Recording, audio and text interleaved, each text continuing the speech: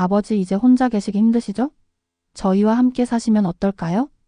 70이 넘은 김철수 씨는 아들 민수의 말에 고개를 끄덕였다. 아내를 먼저 떠나보낸 지 벌써 2년, 텅 빈 집에서 혼자 지내는 날들이 너무나 길고 외로웠다. 특히 밤이면 아내가 부르는 목소리가 들리는 것 같아 잠을 이루지 못하는 날이 많았다. 그래, 그렇게 하자. 고맙다, 민수야. 아들과 며느리 영희가 사는 아파트로 이사를 간 첫날, 철수 씨는 마음이 한결 가벼워졌다. 손자 준호가 달려와 안기며 할아버지, 이제 매일 볼 수 있어요? 라고 말할 때 그동안의 외로움이 눈 녹듯 사라지는 느낌이었다. 하지만 며느리 영희의 표정은 어딘가 어색했다. 겉으로는 웃으며 아버님 편히 계세요 라고 말했지만 그 웃음 뒤에는 무언가 석연치 않은 그림자가 드리워져 있었다. 첫 주까지는 평화로웠다. 철수 씨는 아침 일찍 일어나 산책을 하고 오후에는 손자와 함께 공원에서 시간을 보냈다. 저녁엔 가족과 함께 식사를 하며 옛날 이야기를 들려주곤 했다. 할아버지, 또 옛날 이야기 해주세요. 준호의 눈이 반짝였다. 철수 씨는 자신이 젊었을 때 겪었던 일들, 민수의 어린 시절 이야기들을 들려주었다. 민수는 그런 아버지를 보며 흐뭇해했다. 그런데 문제는 사소한 것에서 시작되었다. 철수 씨가 새벽에 기침을 하자 영희가 인상을 찌푸렸고 화장실 사용 시간이 길어지자 불편해했다. 철수 씨가 텔레비전 소리를 조금만 높여도 아버님, 소리가 너무 크네요 라고 말했다. 미안하다. 나이가 드니 귀가 어두워져서. 철수 씨는 항상 사과부터 했다. 하지만 영희의 표정은 날이 갈수록 차가워졌다.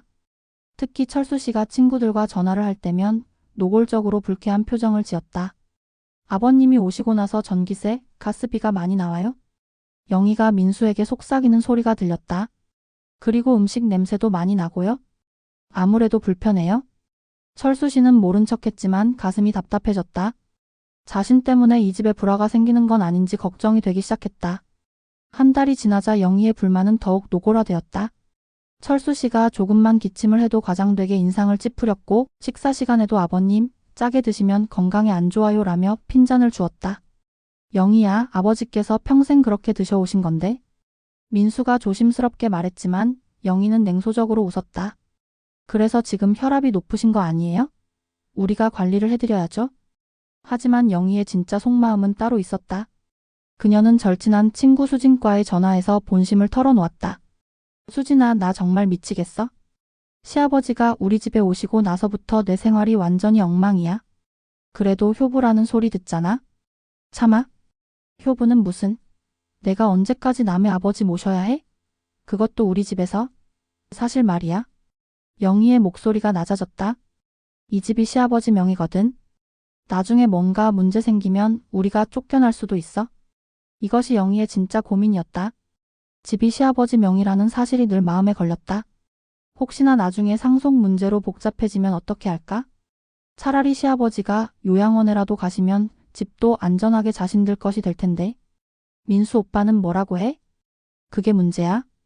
오빠는 아직도 아버지를 너무 좋아해. 어릴 때부터 아버지가 자상하게 키워주셔서 그런가 봐. 하지만 나는 정말 힘들어. 영희는 전략을 세웠다. 민수에게 직접적으로 말하면 반발할 게 뻔하니까 조금씩 불만을 표출하며 분위기를 만들어가기로 했다. 여보, 요즘 너무 피곤해.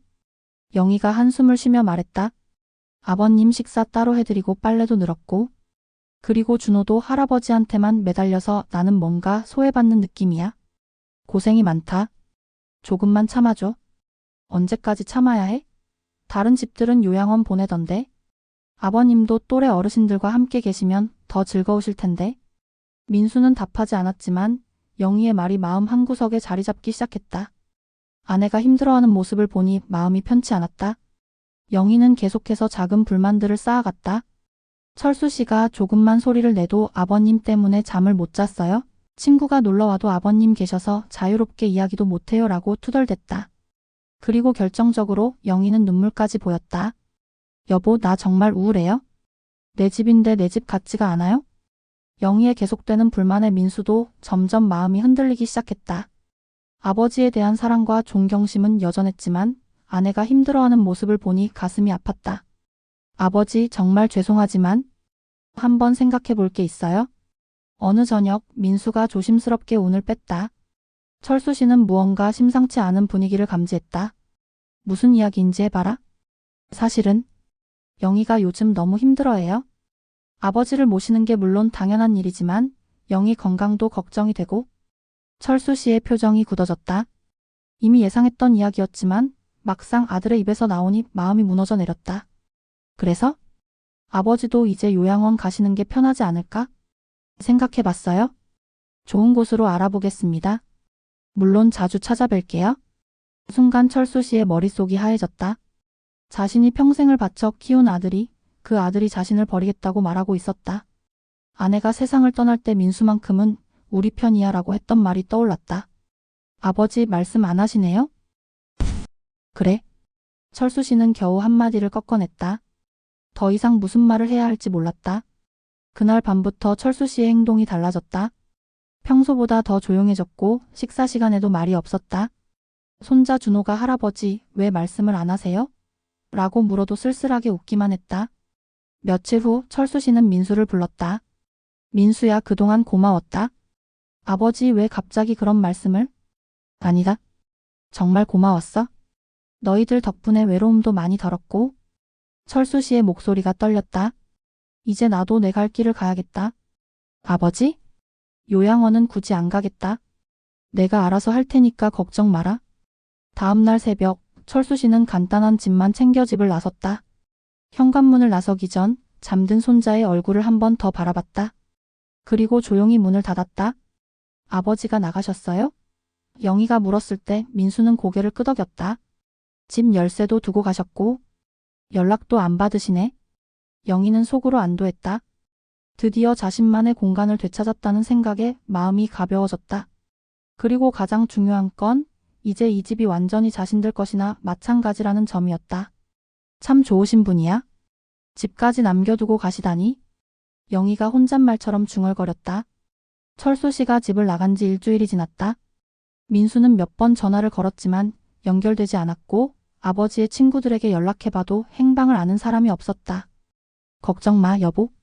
아버님 같은 분이 무슨 일이 있겠어? 어디 좋은 곳에서 편히 계실 거야. 영희가 위로했지만 그녀의 표정에는 걱정보다는 안도감이 더 컸다. 집안 분위기는 확실히 달라졌다. 영희는 다시 친구들을 자유롭게 집에 초대했고 늦은 밤까지 텔레비전을 보며 웃기도 했다. 민수 역시 아내가 다시 밝아진 모습에 마음이 놓였다. 그런데 할아버지는 언제 오세요? 준호만은 계속 할아버지를 찾았다. 할아버지는 할아버지 집으로 가셨어. 나중에 만날 거야. 영희가 대답했다. 하지만 며칠이 더 지나도 철수 씨로부터는 아무런 연락이 없었다. 민수는 점점 불안해지기 시작했다. 이상해. 아버지가 이렇게 연락도 없이 지내실 분이 아닌데? 너무 걱정 마. 어른들은 다 그렇잖아. 자존심도 있으시고. 한편 철수 씨는 시내의 한 호텔에 머물고 있었다. 그는 방에 앉아 창밖을 바라보며 깊은 생각에 잠겨 있었다. 40년 넘게 한 직장에서 성실히 일하며 모은 돈, 그리고 아내가 물려받은 땅들. 아무도 모르는 자신만의 비밀이 있었다. 변호사님, 제가 말씀드린 대로 진행해 주세요. 철수 씨는 오랜 지인인 변호사와 통화를 하고 있었다. 정말 그렇게 하시겠습니까? 가족들과 한 번 더 대화해 보시는 게. 아닙니다. 이미 결심했습니다. 그동안 지켜본 결과 그들은 내가 생각했던 사람들이 아니더군요. 실제로 철수 씨는 조용히 모든 것을 지켜보고 있었다. 며느리의 진짜 속마음, 아들의 흔들리는 마음, 그리고 자신을 단순히 짐으로 여기는 그들의 시선을. 특히 며느리 쪽은 처음부터 내 재산이 목적이었던 것 같습니다. 변호사는 한숨을 쉬었다. 알겠습니다. 그럼 말씀하신 대로 유언장을 작성하고 재산 처분도 준비하겠습니다. 고맙습니다. 그리고 한 가지 더. 철수 씨의 목소리에 힘이 들어갔다. 손자 준호만큼은 예외로 해주세요. 그 아이만큼은 진심으로 할아버지를 사랑해 주었으니까. 그로부터 사흘 후 민수의 휴대폰이 울렸다. 모르는 번호였지만 받아보니 변호사였다. 김민수 씨시죠? 아버님 김철수 씨와 관련해서 연락드렸습니다. 민수의 가슴이 철렁 내려앉았다. 혹시 아버지에게 무슨 일이라도? 아버님께서 재산 정리를 의뢰하셔서 연락드립니다. 내일 오전 10시에 사무실로 오실 수 있으신가요? 부인분과 함께요? 다음 날 민수와 영희는 변호사 사무실을 찾았다. 변호사는 그들에게 충격적인 이야기를 들려주었다. 아버님께서는 상당한 자산을 보유하고 계십니다. 강남의 빌딩 3채, 그리고 여러 부동산과 주식, 현금까지 합치면 약 700억 원 정도 되겠습니다. 영희의 눈이 휘둥그레졌다. 잠깐요, 뭐라고요? 시아버님이 700억? 네, 맞습니다.